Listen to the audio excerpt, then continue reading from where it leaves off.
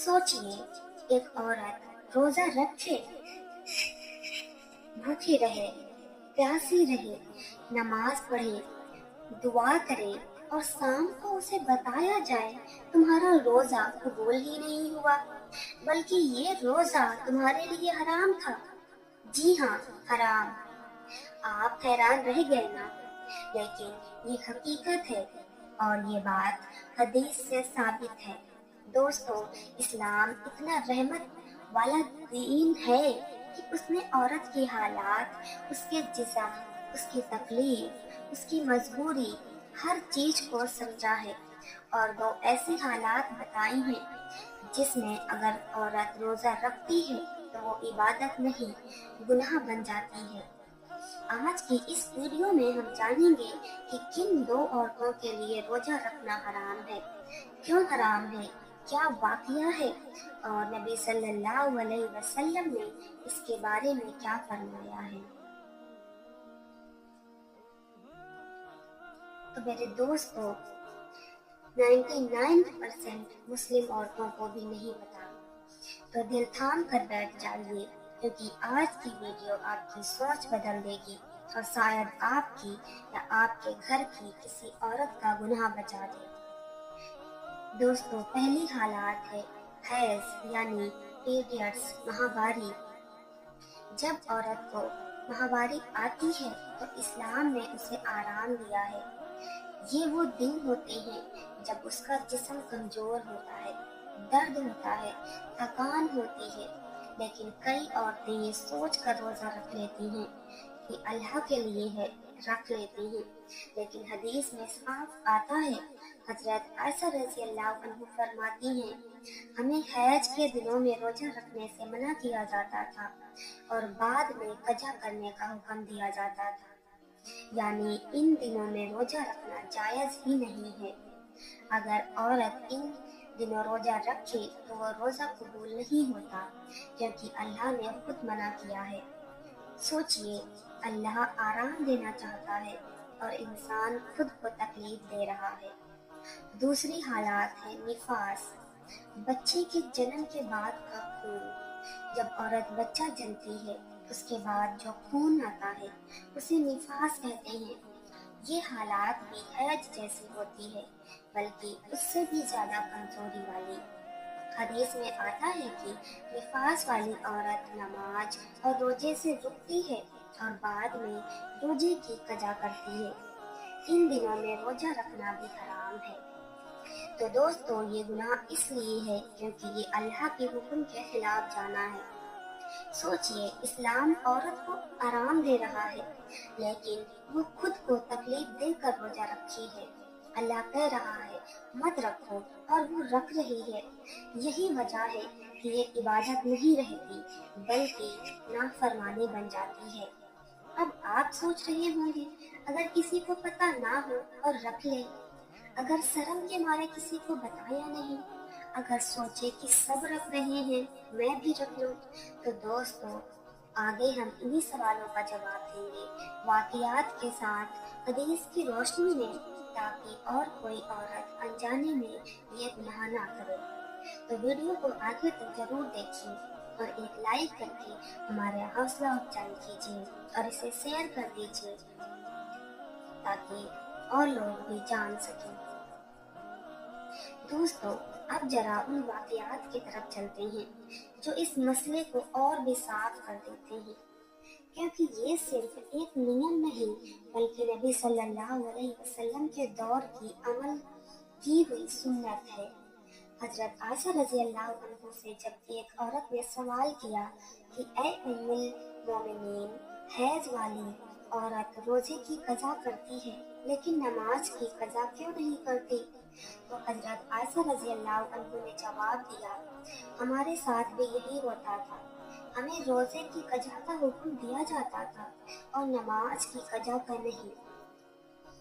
यानी ये कोई नई बात नहीं, बल्कि सहाबियात के जमाने से चला आ रहा अमल है। सोचिए, सहाबियात जो दीन को लेकर सबसे बेहतर समझती थी, वो इन दिनों में रोजा नहीं रखते थे, क्योंकि उन्हें मालूम था कि इन दिनों में रोजा रखना इबादत नहीं बल्कि अल्लाह के हुक्म की खिलाफ वर्जी है।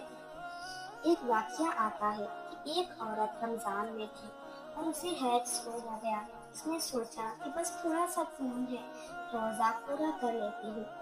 जब उसने ये बात एक आलिम से पूछी तो उसे बताया गया कि उस दिन का रोजा टूट चुका है और उसे बाद में उसकी कज़ा करनी होगी, यानी जैसे ही हैज शुरू हुआ रोजा खत्म।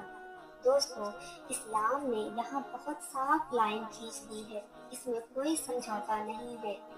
अब निफास का वाकया सुनिए। एक सहाबियात ने बच्चे का जन्म दिया। रमजान का महीना था, वो रोजा रखना चाहती थी, लेकिन नबी सल्लल्लाहु अलैहि वसल्लम ने उन्हें मना फरमा दिया और कहा कि ये दिन तुम्हारे आराम के हैं, बाद में कजा कर लेना। सोचिए, वो इबादत का महीना है, रोजे का महीना है, लेकिन फिर भी रसूल अल्लाह सल्लल्लाहु अलैहि वसल्लम ने औरत को रोजा रखने से रोक दिया। क्यों? क्योंकि उस हालात में रोजा रखना अल्लाह को पसंद नहीं है। दोस्तों, यहाँ एक बहुत बड़ी गलतफहमी दूर होती है। कई औरतें सोचती हैं हम रोजा रखेंगे तो ज्यादा सवाब मिलेगा, लेकिन हकीकत उल्टी है। उन दिनों में रोजा रखोगी तो सवाब नहीं, गुनाह मिलेगा, और अगर अल्लाह के कहे अनुसार कायम करोगी तो सवाब मिलेगा। यानी रोजा छोड़ने में सवाब है अगर वजह हैज या निफास है। और एक और अहम बात, कुछ औरतें शर्म की वजह से घर वालों को नहीं बताती और चुपके से रोजा रख लेती हैं।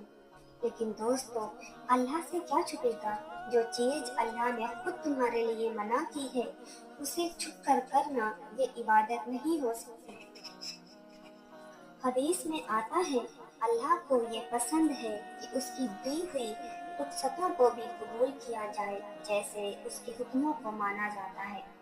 यानी जिस तरह नमाज पढ़ना जरूरी है, उसी तरह जहाँ अल्लाह ने छूट दी है वहाँ छूट लेना भी जरूरी है।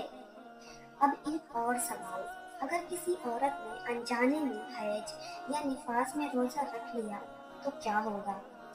उसे उस रोजे की कजा करनी होगी, तौबा करनी होगी और आगे से एहतियात करनी होगी, क्योंकि ये मामला इल्म का है। इसे पता चल गया, उसके लिए अब लापरवाही की गुंजाइश नहीं है। पहले मुसलमानों की औरतें इस मामले में बहुत एहतियात करती थी। उन्हें जैसे ही हैज शुरू होता वो रोजा तोड़ देती, क्योंकि उन्हें पता था कि अब ये रोजा रखना जायज नहीं है। आज कई जगह उल्टा हो रहा है।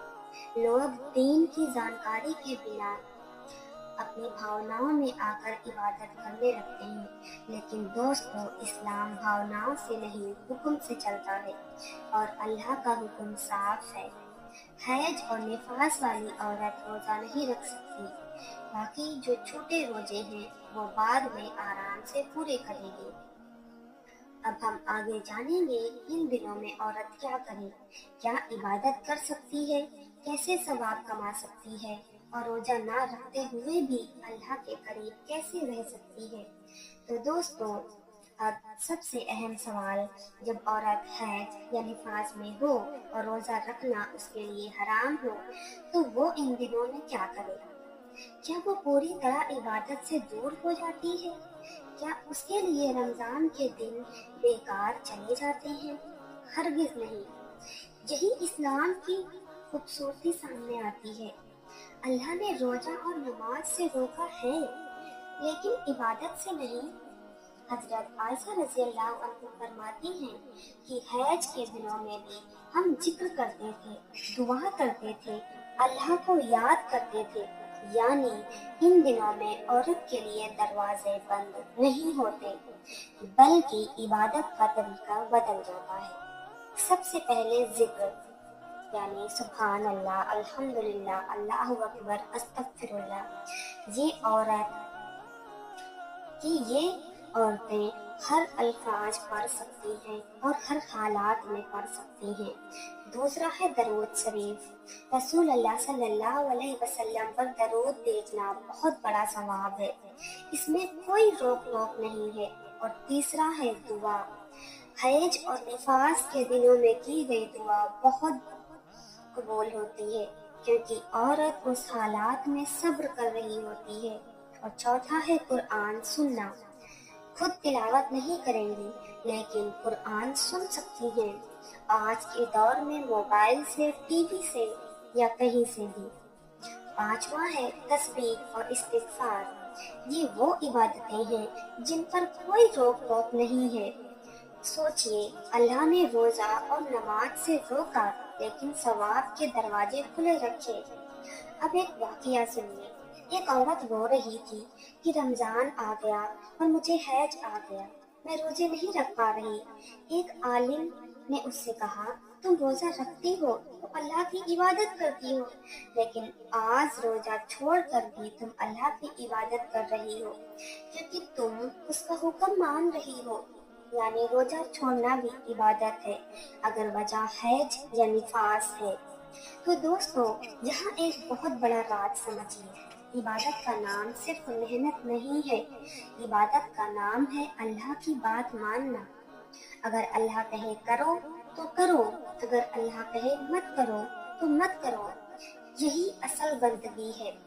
اب ایک اور اہم بات، ان دنوں میں عورت گھر کے کام کرے، بچوں کی دیکھ بھال کرے، روزے داروں کے لیے افطار بنائے، یہ سب بھی اس کے لیے ثواب ہے۔ حدیث میں آتا ہے، جو روزے دار کو افطار کرائے اسے بھی روزے کے برابر ثواب ملتا ہے۔ سوچئے، وہ خود روزہ نہیں رکھ رہی لیکن روزے دار کو کھلا کر روزے کا ثواب پا رہی ہے۔ اسلام عورت کو کبھی گھاٹے میں نہیں رکھتا۔ اب سوچئے، اگر وہ ضد کر کے روزہ رکھ لیتی تو گناہ ہوتا، اور اگر حکم مان کر چھوڑ دیتی تو ثواب ملتا ہے۔ کتنا رحمت والا دین ہے ہمارا۔ پہلے زمانے کی عورتیں اس بات کو بہت اچھے سے سمجھتی تھی۔ جیسے ہی حیض شروع ہوتا وہ روزہ توڑ دیتی اور عبادت کے دوسرے راستوں پر لگ جاتی۔ آج ضرورت ہے کہ یہ بات ہر گھر کی عورت تک پہنچے، تاکہ کوئی بھی عورت شرم، جھجک یا غلط جانکاری کی وجہ سے گناہ میں نہ پڑ جائے۔ تو دوستو، اب اس پوری بات کا نچوڑ دل میں اتار لیجئے۔ روزہ بہت بڑی عبادت ہے، اتنا بڑا عمل کہ اللہ فرماتا ہے، روزہ میرے لیے ہے اور میں اس کا بدلہ خود دوں گا۔ لیکن اسی روزے کے بارے میں اسلام یہ بھی کہتا ہے کہ دو حالات ایسی ہیں جب عورت اگر روزہ رکھے تو وہ عبادت نہیں، نافرمانی بن جاتی ہے۔ پہلی حالات حیض، دوسری حالات نفاس۔ کیوں؟ کیونکہ ان دنوں میں اللہ نے خود اسے آرام دیا ہے، اور جو چیز اللہ نے منع کی ہے اسے کرنا عبادت کیسے ہو سکتا ہے؟ سوچئے، ایک عورت بھوکی پیاسی رہ کر سوچتی ہے کہ وہ اللہ کو راضی کر رہی ہے، لیکن اللہ کہہ رہا ہے، میں نے تو تمہیں روکا تھا۔ یہی وجہ ہے کہ ان دنوں میں روزہ رکھنا حرام ہے۔ تو دوستو، اس مسئلے میں سب سے بڑی غلطی یہ ہوتی ہے کہ کچھ عورتیں شرم کی وجہ سے چھپاتی ہیں، کسی کو بتانا نہیں چاہتی۔ گھر میں سب روزہ رکھ رہے ہیں تو وہ بھی رکھ لیتی ہیں۔ یاد رکھیے، اللہ نے جو حکم دیا ہے اسے مانیے، کیونکہ اللہ سے کچھ نہیں چھپتا۔ عبادت کا نام دکھاوا نہیں، حکم ماننا ہے۔ اگر اللہ نے کہا ہے مت رکھو تو مت رکھنا ہی عبادت ہے۔ اب ذرا دل پر ہاتھ رکھ کر سوچئے، اگر آپ کی ماں، بہن، بیٹی، بیوی اس غلط فہمی میں روزہ رکھ رہی ہو تو کیا آپ کو یہ بات اسے نہیں بتانی چاہیے؟ کیونکہ ہو سکتا ہے وہ سالوں سے گناہ کر رہی ہو اور اسے پتہ بھی نہ ہو۔ آج کی یہ جانکاری صرف ایک ویڈیو نہیں، یہ کئی عورتوں کے گناہ بچانے کا ذریعہ بن سکتی ہے۔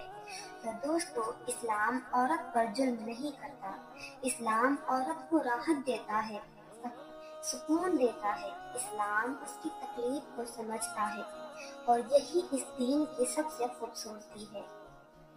حیض اور نفاس کے دنوں میں روزہ چھوڑ دینا کمزوری نہیں بلکہ اللہ کے حکم کی اطاعت ہے، اور جو اللہ کی اطاعت کرتا ہے وہی اصلی بندہ ہے۔ اب جب اگلی بار رمضان آئے اور کسی عورت کو یہ حالات آئے تو وہ گلٹ محسوس نہ کرے، بلکہ وہ یہ سوچے میں روزہ چھوڑ کر بھی اللہ کی عبادت کر رہی ہوں، کیونکہ وہ اس کے حکم کو مان رہی ہے۔